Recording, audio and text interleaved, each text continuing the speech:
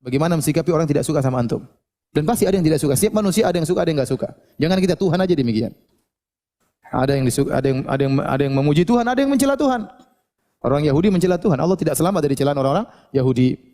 Wa qalatil yahudu yadullahi maghlula. Orang Yahudi berkata tangan Allah terbelenggu. Mereka mengatakan Allah menciptakan langit 6 hari, hari ke-7 Allah istirahat. Mereka cela Allah Subhanahu wa taala. Allah tidak selamat dari celaan. Para nabi juga tidak selamat dari celaan. Nabi SAW dicerca, sampai sekarang ada yang mencerca Nabi SAW dan demikian para nabi-nabi yang lain. Nah, Anda pun demikian. Mungkin ada orang benci sama Anda. Bisa jadi kebencian tersebut timbul Anda yang benar, mereka yang salah. Bisa jadi kebencian tersebut timbul karena Anda yang salah. Ya. Nah, bagaimana sikap kita terhadap orang yang benci sama kita? Ya. Kalau sampai kepada kita cercaan mereka, kita lihat apakah cercaan ini benar pada diri kita. Kalau benar, maka siap kita melakukan perbaikan.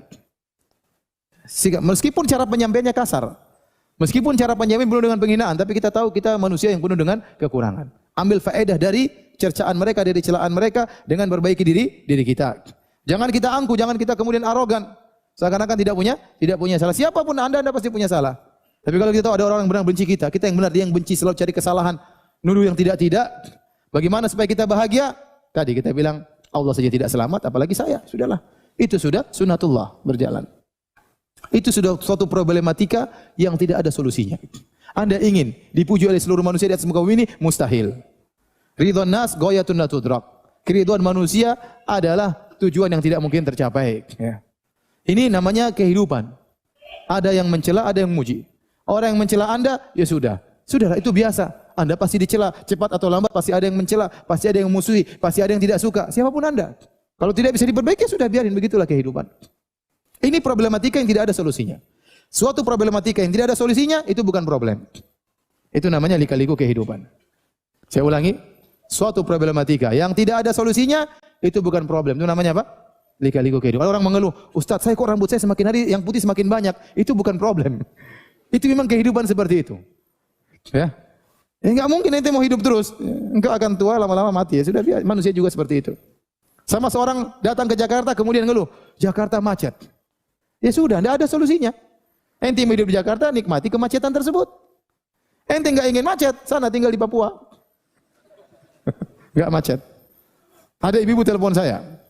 Saya di luar negeri, ada ibu telepon saya. Qadarullah nomor saya ketahuan sama dia. Telepon. Setengah jam ngomong. Aduh, mau tak matikan enggak tega. Ini Ustaz gini, suami saya gini. Nasihat ibu, sudah cerita sudah enggak bisa berubah gini itu. Sudah Bu, suami ibu enggak bisa berubah. Ya udah, itu berarti bukan problem kata saya. Itu lika-liku kehidupan. Sabar. Ini bukan problem Ustaz, bukan. Sabar.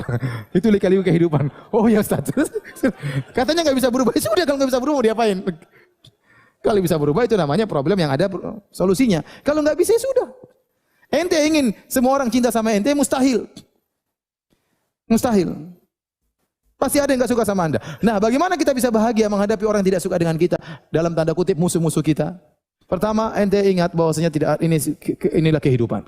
Yang kedua, orang lebih afdal daripada Anda yang tidak ada cacatnya, tidak ada kekurangannya, ya, juga tidak selamat para nabi. Tuhan yang Maha Esa pun tidak selamat dari cacaan makhluknya. Ini yang pertama. Yang kedua, jangan sibukkan diri Anda dengan mereka. Jangan pernah pingin tahu tentang kabar mereka. Jangan cari-cari tahu tentang apa omongan mereka. Itu hanya membuat Anda sengsara. Dia ngomong apa tentang saya sih? Ngapain dia tanya-tanya? Biarin dia ngomong, ente enggak usah dengar.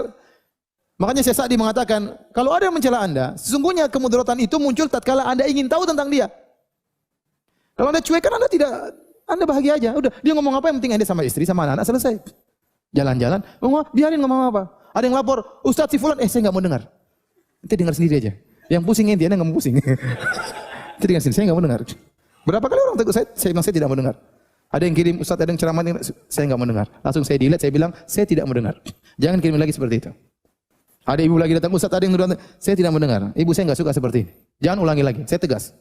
Saya lagi bahagia, ente ganggu seperti ini.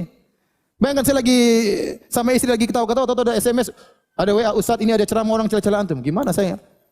Saya jadi jengkel, istri saya kena susah juga gara-gara itu. Jadi, kalau ada orang enggak suka sama ente, dan tidak mungkin ente harapkan kebaikan dia dengan kita, enggak usah pedulikan mereka. Enggak usah cari tahu kabar tentang mereka. Enggak usah dengar nama-nama mereka. Itu hanya membuat Anda tidak bahagia. Biarin dia mengomongkan apa yang dia omongkan. Yang penting Anda benar, enggak usah urus orang. Anda bahagia. Banyak kegiatan yang bisa Anda lakukan. Udah biarin aja. Tapi kalau ada omong celah sedikit, pusing, gelisah.